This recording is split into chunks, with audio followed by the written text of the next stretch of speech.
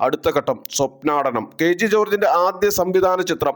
ഭാര്യ ഭർത്താക്കന്മാർക്കിടയിലെ മാനസിക സംഘർഷങ്ങളെ marital psycho drama വളരെ ഗൗരവത്തോടെ സമീപിച്ച മലയാളത്തിലെ ആദ്യത്തെ മനഃശാസ്ത്ര ചിത്രങ്ങളിൽ ഒന്നാണ്. സമ്പന്ന കുടുംബത്തിൽ ജനിച്ച് എല്ലാ സുഖ സൗകര്യങ്ങളിലും ആഡംബരങ്ങളിലും വളർന്ന ഒരു പെൺകുട്ടിയാണ് സുമിത്ര.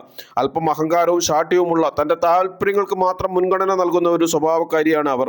തന്റെ അച്ഛന്റെ പണം കൊണ്ട് പഠിച്ച് ഡോക്ടറായ മുറച്ചെറുക്കൻ ഗോപിയെയാണ് സുമിത്ര വിവാഹം കഴിക്കുന്നത്. കേരളത്തിലെ ഒരു ചെറിയ പട്ടണത്തിൽ നിന്നും പെട്ടെന്നൊരു ദിവസം ഡോക്ടർ ഗോപി അപ്രത്യക്ഷനാകുന്നിടത്താണ് സിനിമ ആരംഭിക്കുന്നത്. ആഴ്ചകൾക്ക് ശേഷം മദ്രാസിലെ ഒരു മാനസികാരോഗ്യ കേന്ദ്രത്തിൽ നിന്നുമാണ് അയാളെ കണ്ടെത്തുന്നത്. ഗോപിക്ക് തന്റെ പഴയകാല ഓർമ്മകൾ പൂർണ്ണമായും നഷ്ടപ്പെട്ടിരിക്കുകയാണ്. ഒരുതരം ഫ്യൂക്ക് സ്റ്റേറ്റ്.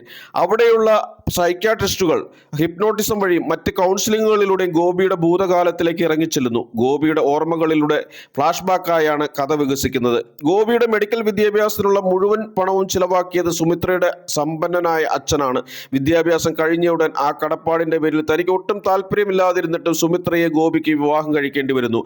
മെഡിക്കൽ കോളേജിൽ പഠിക്കുന്ന കാലത്ത് ഗോപി മറ്റൊരു പെൺകുട്ടിയുമായി ആഴത്തിൽ പ്രണയത്തിലായിരുന്നു. എന്നാൽ ആ പ്രണയം പരാജയപ്പെടുകയും ആ ഓർമ്മകൾ ഗോപിയുടെ മനസ്സിൽ ഒരു വലിയ മുറിവായി അവശേഷിക്കുകയും ചെയ്തിരുന്നു. സുമിത്രയുടെ ആഡംബര ജീവിതത്തോടും അഹങ്കാരത്തോടും പൊരുത്തപ്പെടാൻ ഗോപിക്ക് കഴിയുന്നില്ല. തന്നെ വിലക്കെടുത്ത ഒരു അടിമയെ പോലെയാണ് സുമിത്രയുടെ കുടുംബത്തെ അയാൾ കാണുന്നത്.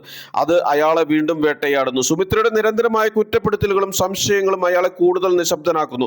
പ്രണയ നൈരാശ്യം, ദാമ്പത്യത്തിലെ പൊരുത്തക്കേടുകൾ, സുമിത്രയുടെ പീഡനങ്ങൾ, സ്വന്തം വീട്ടുകാരുള്ള ബാധ്യതകൾ എന്നിവയെല്ലാം കൂടിച്ചേർന്ന് ഗോപിയുടെ മനസ്സിന്റെ നിയന്ത്രണം പൂർണ്ണമായും നഷ്ടപ്പെടുന്നു.